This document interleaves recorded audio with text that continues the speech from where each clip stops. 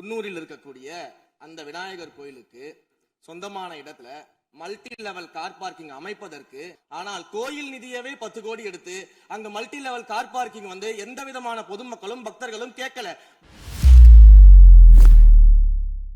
சொல்ற பாஜகவுடைய குரலாகத்தான் தாவேக அரசும் சொல்லுதா அப்படிங்கிற சந்தேகம் எங்களுக்கு வருது.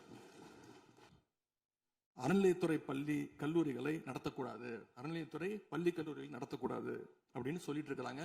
இதுக்காக வழக்கும் தொடர்ந்து இருக்கிறாங்க.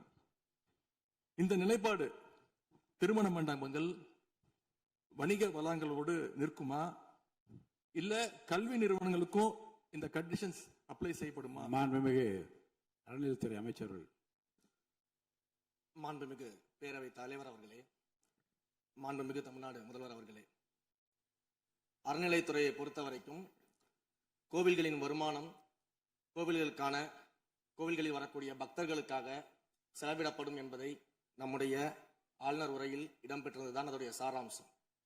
இன்னொன்று, சமீபத்தில் வெளியிடப்பட்ட திருமண மண்டபங்கள் மற்றும் வணிக வளாகங்கள் அந்த பணிகள் துவங்கப்படாத பணிகள் நிறுத்தப்பட்டது என்பது, இந்த பணிகளை பொறுத்த வரைக்கும் நாம் ஆராய்ந்த வரைக்கும் அந்த கோவில்களில் பொதுமக்களுக்கு தேவையான அடிப்படை வசதிகள், பொதுமக்களுக்கு தேவையான தங்குமிட வசதிகள், பொதுமக்கள் பக்தர்கள் வரப்போது அவர்களுக்கு தேவையான அடிப்படையிலான கழிப்பறை வசதிகள் போன்ற இந்த வசதிகளை மேம்படுத்துவதை காட்டிலும் இவர்கள் கமர்ஷியலாக கோவில்களுக்கு திருமண மண்டபங்கள் கட்டுவதிலும் வணிக வளாகங்கள் கட்டுவதிலும் அதன் மூலமாக வருவாய் ஈட்டுவதை மட்டுமே குறிக்கோளாக வைத்துக் கொண்டு இந்த திட்டங்களை துவங்கியதன் காரணமாக மேலும் அதன் மீது பல்வேறு நீதிமன்ற வழக்குகள், ஸ்டே ஆர்டர்ஸ் இருப்பதனால நாம் அதையெல்லாம் ரத்து செய்து அறிவிச்சிருந்தோம்.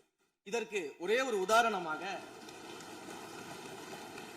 எந்த அளவிற்கு கோவில்களை கமர்ஷியலாக மாற்றுவதற்கு கடந்த ஆட்சி காலத்தில் முயற்சி செய்து கொண்டிருந்தார் என்பதற்காக ஒரே ஒரு சிறிய உதாரணத்தை மட்டும் சொல்லிடுறேன்.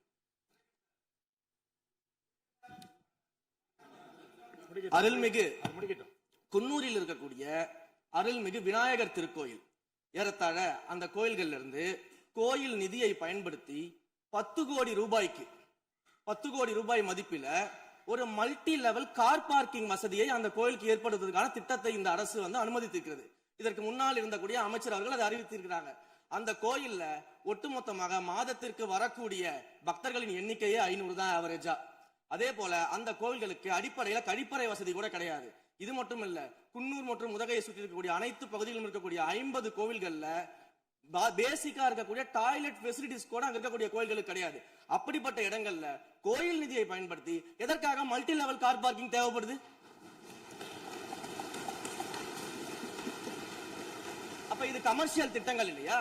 கோவில் நிதியை இப்படி கமர்ஷியலாக பயன்படுத்துவதற்கு எதிராக தான் நாம இந்த திட்டங்களை எல்லாமே தடுத்து, இந்த திட்டங்கள் தேவையில்லை, அதற்கு பதிலாக நம்முடைய அரசாணையிலே வெளியிட்டிருக்கிறோம். மிக தெளிவாக கடைசி வரியை படித்து பார்த்தால் எல்லாருக்கும் தெரியும்.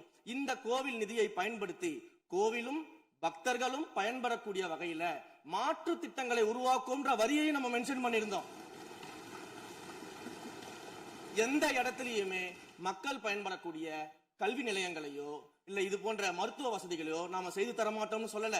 இன்னும் சொல்ல போனா, கடந்த 5 ஆண்டுகள்ல ஒன்றிய அரசின் நிதி உதவியோடு பழனியில பாத்தீங்கன்னா ஒரு சித்த மருத்துவமனை கட்டுவதற்கான நிதி உதவியை ஒன்றிய அரசு தருவதற்கு தயாராக இருந்தது.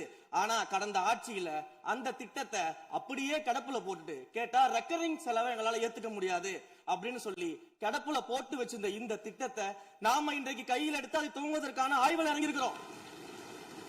அப்ப எந்த இடத்திலையுமே மக்கள் பயன்பெறக்கூடிய திட்டங்களை நாம தடுக்கவும் இல்லை, நாம யாருக்கும் பி டீமாக இருந்து வேலை செய்ய வேண்டிய அவசியமும் இல்லை.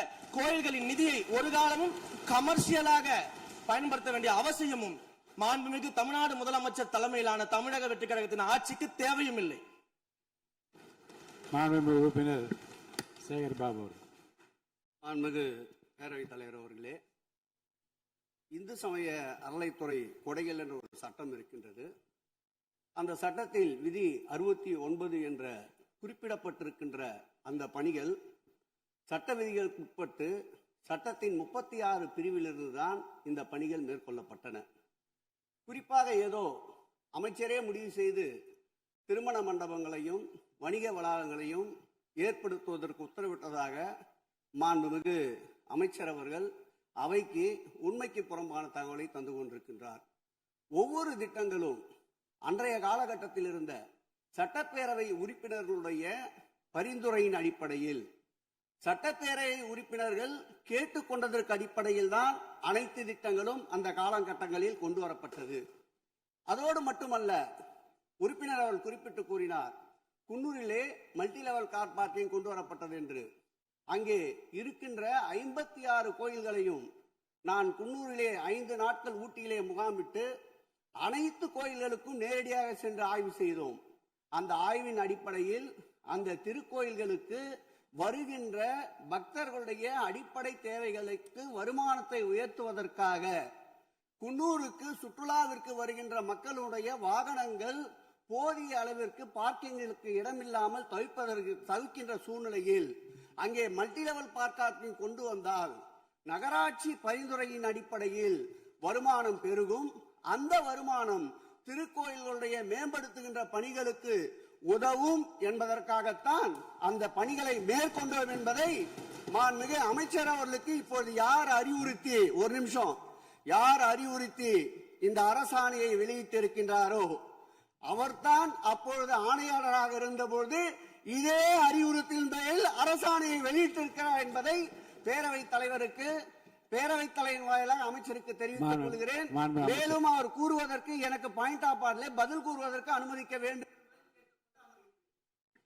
மாண்புமிகு பேரவைத் தலைவர் அவர்களே, குன்னூரில் இருக்கக்கூடிய அந்த விநாயகர் கோயிலுக்கு சொந்தமான இடத்துல மல்டி லெவல் கார் பார்க்கிங் அமைப்பதற்கு ஏற்கனவே அங்க இருக்கக்கூடிய நகராட்சி நிர்வாகம் ப்ரப்போசல் வழங்கிய போது அந்த நகராட்சி நிர்வாகத்திடம் நம்முடைய நிலத்தை குத்தகைக்கு கொடுத்து அதன் மூலமாக இருக்கக்கூடிய வருவாயை வைத்துக் கொண்டு நாம் முடிந்த வரையில் நம்முடைய கோயில்களுக்கு தேவையான அடிப்படை வசதிகளை நாம் செய்து கொடுக்கலாம். ஆனால் கோயில் நிதியவே 10 கோடி எடுத்து அங்கு மல்டி லெவல் கார் பார்க்கிங் வந்து எந்த விதமான பொதுமக்களும் பக்தர்களும் கேட்கல. பக்தர்களும் பொதுமக்களும் கேட்பதெல்லாம் கோயிலுக்கு உள்ளே சென்று மனநிறைவோடு தரிசனம் செய்துவிட்டு வெளியே வரும் பொழுது அவர்களுக்கு தேவையான அடிப்படை வசதிகளை தான் பக்தர்கள் கேட்டுக்கொண்டிருக்கிறார்கள். அதை செய்தாலே போதுமானது. மாண்புமிகு எதிர்க்கட்சி தலைவர் பேசுகிறீங்க. மாண்பு போதுங்க. நீங்க சொன்னீங்க விளக்கம் சொல்லி திருப்பி இதை நான் அனுமதிக்க முடியாது. மாண்புமிகு எதிர்க்கட்சி தலைவர் பேசுங்க. வேண்டாம், போதும். நீங்க பதில் சொல்லிட்டீங்க பாருங்க. மல்டி லெவல் கார் பார்க்கிங் தேவைன்னு அவர் இல்லைன்னு சொன்னாரு, ஏன் போட்டு நீங்க சொல்லிட்டீங்க. அதோட விவாதம் முடிந்தது. மாண்புமிகு எதிர்க்கட்சி தலைவர் பேசுங்க. நீங்க திரும்ப எதுக்கு பாயிண்ட் பாடுற? இனிமே எதிர்க்கட்சி தலைவர் பேசி முடிக்கிற வரைக்கும் குறுக்கீடுகள் அவசியம் இருந்தால் அனுமதிப்பேன், இல்லை அனுமதிக்க முடியாது. எதிர்க்கட்சி தலைவர் பேசலாம். ஒரு குற்றச்சாட்டு இல்ல, அவர் விளக்கம் தான் சொன்னார். என்ன குற்றச்சாட்டு சொன்னாரு? அவர் விளக்கம் சொல்லிட்டாரு. மாண்பு எதிர்க்கட்சி தலைவர் நீங்க பேசலாம். இனி மாண்பு எதிர்க்கட்சி தலைவர் பேசி முடிக்கிற வரைக்கும் எந்த குறுக்கீடுகளுக்கும் நான் அனுமதிக்க முடியாது. அவசியம் ஏற்பட்டால் விதிகள் உட்பட்டு அனுமதிக்க வேண்டிய உரிமை எனக்கு இருக்கிறது. இப்போது மாண்பு எதிர்க்கட்சி தலைவர் பேசலாம். சொல்லிட்டீங்க. நீங்க பதில் பாருங்க. அவர் சொன்ன உடனே நீங்க பதில் சொல்லிவிட்டீர்கள். குற்றச்சாட்டு அல்ல, விளக்கம் சொன்னார் அவரு. 10 கோடி ரூபாய்க்கு இந்த இடத்துல 10 கோடி ரூபாய்க்கு கோயில் பணத்தை எடுத்து ஏன் பயன்படுத்தினீங்க, அது வேற எதுக்கு பக்தர்களுக்கு பயன்படுத்தி விளக்கம் சொன்னார். அவ்வளவுதான். குற்றச்சாட்டு எப்படி வராது? உங்க மேல குற்றச்சாட்டு வைக்கலையே, தவறா பயன்படுத்தினீங்க, அதுல தவறு நடந்து அவர் சொல்லலையே. அதை குற்றச்சாட்டாக எடுத்துக்கொள்ள முடியாது, விளக்கமாகத்தான் எடுத்துக்கொள்ள முடியும். மாண்புமிகு எதிர்க்கட்சி தலைவர் அவர்கள் பேசலாம்.